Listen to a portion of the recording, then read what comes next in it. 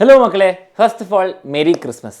അപ്പോൾ നിങ്ങളുടെ എല്ലാവരും ഹാപ്പി ടൈം ആവുന്ന ഈ വെക്കേഷൻ ചിലപ്പോൾ ഈ വർഷം നിങ്ങൾക്ക് ഹാപ്പി ആവണമെന്നില്ല. നിങ്ങളിപ്പോൾ SSLC കുട്ടികളാണെങ്കിൽ നിങ്ങൾക്ക് ഈ ക്വസ്റ്റ്യൻ കാണുമ്പോൾ എന്തുകൊണ്ടാണ് നിങ്ങളുടെ വെക്കേഷൻ ഹാപ്പി അല്ലാത്തതെന്ന് ഏകദേശം ഒരു ഐഡിയ കിട്ടിയല്ലോ.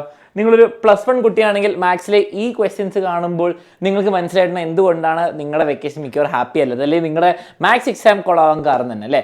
ആൻഡ് +2ലേക്ക് വരുമ്പോൾ ഈ ഡിഫറൻഷ്യൽ ഇക്വേഷൻ്റെ അതേപോലെ ഇൻ്റഗ്രേഷൻ ക്വസ്റ്റ്യൻസ് കണ്ട് നിങ്ങൾക്ക് മനസ്സിലാവും. മക്കളെ, നിങ്ങൾ തമ്പ് കണ്ടു എന്താണ് ഈ വർഷത്തെ പാറ്റേൺ ചേഞ്ച് ആയി. ഓക്കെ, ആ പാറ്റേൺ ചേഞ്ച് എന്ന് പറയുമ്പോൾ എന്താണ്, ടെക്സ്റ്റ് ബുക്കിന് പുറത്തുനിന്നുള്ള ക്വസ്റ്റനോ അവിടുത്തെ ക്വസ്റ്റനോ അങ്ങനെ നിങ്ങളുടെ പേപ്പർ ഓവറോൾ ഡിഫിക്കൽട്ടി കൂട്ടിയിട്ടുണ്ട്. മക്കളെ, വളരെ ഒബ്വിയസ് ആയിട്ട് പറയാം, ഇത് ഒഫീഷ്യലി ആക്ച്വലി വന്നിട്ടുണ്ടായിരുന്നു. SSLC പിള്ളേർക്ക് പേപ്പർ ടഫ് ആക്കുന്നതുകൊണ്ട് ഒഫീഷ്യലി വന്നിട്ടുണ്ടായിരുന്നു. ഓക്കെ, അപ്പോൾ അതുകൊണ്ട് തന്നെ നിങ്ങളുടെ എക്സാം ഈ പ്രാവശ്യം ടഫായിരിക്കും. നിങ്ങൾ കണ്ടുല്ലേ ക്വസ്റ്റ്യൻസ്. അപ്പോൾ ഞാൻ ആദ്യം വിചാരിച്ചത് ഈ ക്വസ്റ്റ്യൻസ് ഇട്ടുകൊണ്ട് കുഴപ്പമൊന്നുമില്ല, A+ കിട്ടേണ്ട കുട്ടി കുറച്ചുകൂടി കഷ്ടപ്പെടണം. ഞാൻ വിചാരിച്ചത് ഇത് ഉള്ളി എഫക്റ്റഡ് A+ സ്റ്റുഡൻസ്, A+ അല്ലെ ഫുൾ മാർക്ക് വേണ്ട കുട്ടികളെ മാത്രം എഫക്റ്റ് ചെയ്തു എന്നാണ് ഞാൻ വിചാരിക്കുന്നത്. ഓക്കെ, പക്ഷെ നിങ്ങൾ ശ്രദ്ധിച്ചു നോക്കി, ഞാൻ ഈ പേപ്പേഴ്സ് കുറേ നോക്കി, എന്താണ് കുറേ ക്വസ്റ്റ്യൻസ് നോക്കി, ഞാൻ മാർക്കിൻ്റെ കാൽക്കുലേഷൻ നോക്കി. ഓക്കെ, ഇന്നേ വരെ ടൈപ്പ് വരാത്ത ക്വസ്റ്റ്യൻസ് ഒക്കെ വന്നിട്ടുണ്ട്. ഓക്കെ, ഒരിക്കലും ഇത് ഔട്ട് ഓഫ് സിലബസ് അല്ല, ഇത് ഒരിക്കലും ഒരു SLC കുട്ടിക്ക് ആൻസർ ചെയ്യാൻ പറ്റാതെ ഉണ്ടാക്കുന്നതല്ല, പുതിയ ടൈപ്പാ.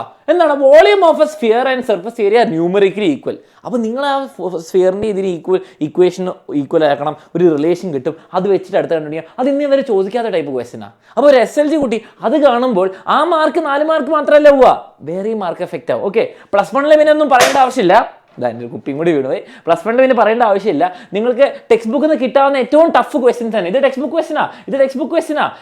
ക്വസ്റ്റനാ, ടെക്സ്റ്റ് ബുക്കിലെ ഫോർമുലയാണ്. പക്ഷെ അതൊക്കെ ഭയങ്കര ടഫായിട്ട് ഇത് ടെക്സ്റ്റ് ബുക്കിൽ ബേസ് ചെയ്തിട്ടാണ്. ഓക്കെ, ഇത് മാത്രം ശരിക്കും പറഞ്ഞാൽ ആക്ച്വലി RD ശർമ്മ എന്ന് പറഞ്ഞ ബുക്ക് പോലത്തെ ഒരു ബുക്കിൽ നിന്ന് പുറത്തെടുത്ത് വെച്ചിട്ടാണ്. പക്ഷേ ഇത് ആൻസർ ചെയ്യാൻ പറ്റായിക്കൊന്നുമില്ല.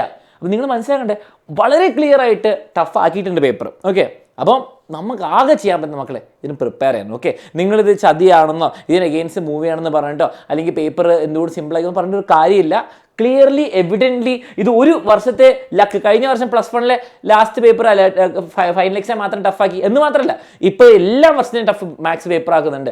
അതേപോലെ കഴിഞ്ഞ വർഷം SSLC 2-3 ക്വസ്റ്റൻ കുറച്ച് ടഫ് ഉണ്ടായിരുന്നു. ഓക്കെ, അന്ന് ഞാൻ വിചാരിച്ചു ഒരു ടഫ് ക്വസ്റ്റൻ, പക്ഷേ ഇന്ന് എനിക്ക് മനസ്സിലായിരുന്ന എല്ലാം ബേസിക്കലി ടഫ് ആക്കുന്നുണ്ട്. പ്രത്യേകിച്ച് മാത്സ്, ബാക്കിയുള്ള സബ്ജക്ട്സും ടഫ് ആകുന്ന മാത്സ് പ്രത്യേകം ടഫ് ആക്കുന്നുണ്ട്. അതിൻ്റെ എവിഡൻസ് ആണ് ഞാൻ അവിടെ വെച്ചിരിക്കുന്നത്. ഓക്കെ, അപ്പോൾ നിങ്ങൾ മനസ്സിലാക്കേണ്ടത് ഈ ക്വസ്റ്റ്യൻസ് ഒക്കെ ഈ ക്വസ്റ്റ്യൻസ് A+ കിട്ടുന്ന കുട്ടീനെ മാത്രമല്ല എഫക്റ്റ് ചെയ്യടോ.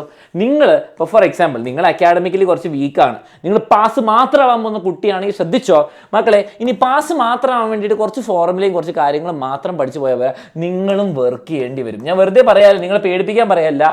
നിങ്ങൾ ഈ വർഷം പാസ്സാവണമെന്ന് മാത്രം വിചാരിച്ചു പോകുന്ന കുറേ കുട്ടികളുണ്ടാവും. അത് തെറ്റല്ല, നിങ്ങൾക്ക് ചിലപ്പോൾ പഠിക്കാൻ ബുദ്ധിമുട്ടായിരിക്കും.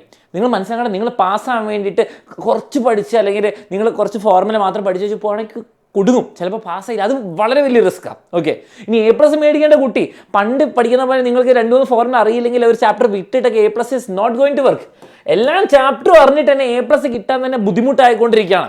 ഫുൾ മാർക്ക് കിട്ടുന്ന കുട്ടി ഞാൻ പറഞ്ഞ മക്കളെ, എവറി ക്വസ്റ്റ്യൻ നിങ്ങൾക്ക് കിട്ടാൻ പറ്റുന്ന എല്ലാ ക്വസ്റ്റ്യനും നിങ്ങൾ പഠിച്ചിരിക്കണം.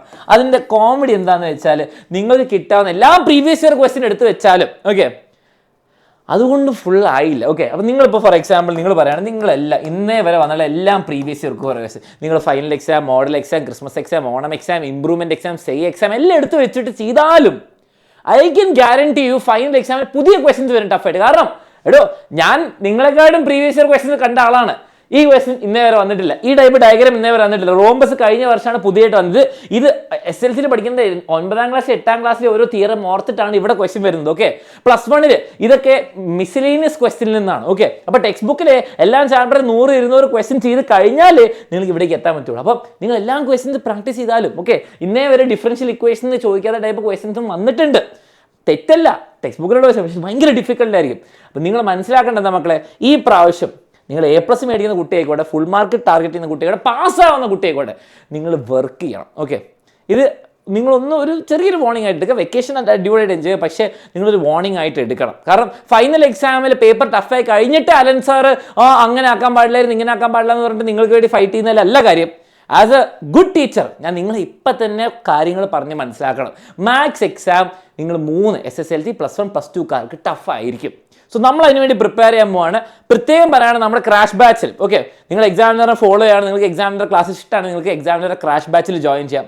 അവിടെ നിങ്ങൾക്ക് എല്ലാം പ്രീവിയസ് ഇയർ ക്വസ്റ്റ്യൻ കിട്ടും. ആ പ്രീവിയസ് ഇയറോടെ നിങ്ങൾക്ക് 70-60% മിനിമം ഗ്യാരണ്ടീഡ് ആണ്. ഓക്കെ, അപ്പോൾ നിങ്ങൾ പാസ്സാവാൻ നോക്കുന്നവരോ അല്ലെ ബിയോ സിയോ അല്ലെ C+ ഒക്കെ വേണ്ടവർ നിങ്ങൾക്ക് ആ പ്രീവിയസ് ഇയർ ക്വസ്റ്റ്യൻ മൊത്തം ചെയ്യാൻ പറ്റും.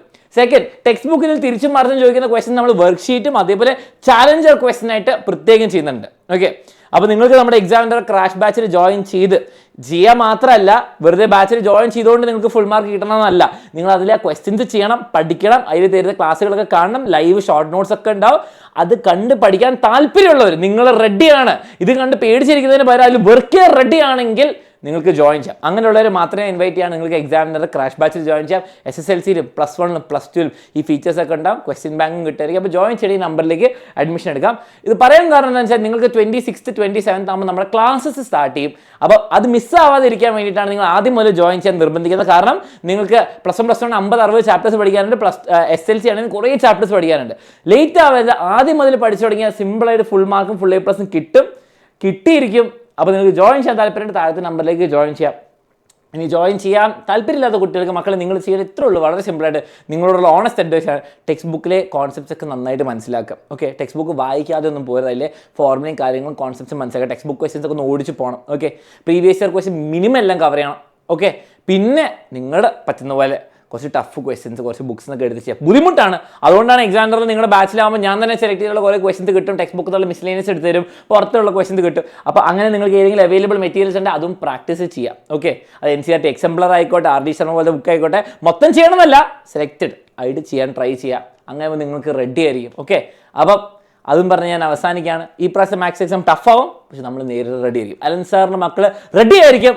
Okay, so all the best for maths exam. അടിപൊളിയായിട്ട് പഠിക്കുക. ആൻഡ് ക്രിസ്മസ് എക്സാം ഇപ്പം എൻജോയ് ചെയ്യും. നമ്മുടെ crash batch 26 and 27 classes start ചെയ്യും. Okay, bye by.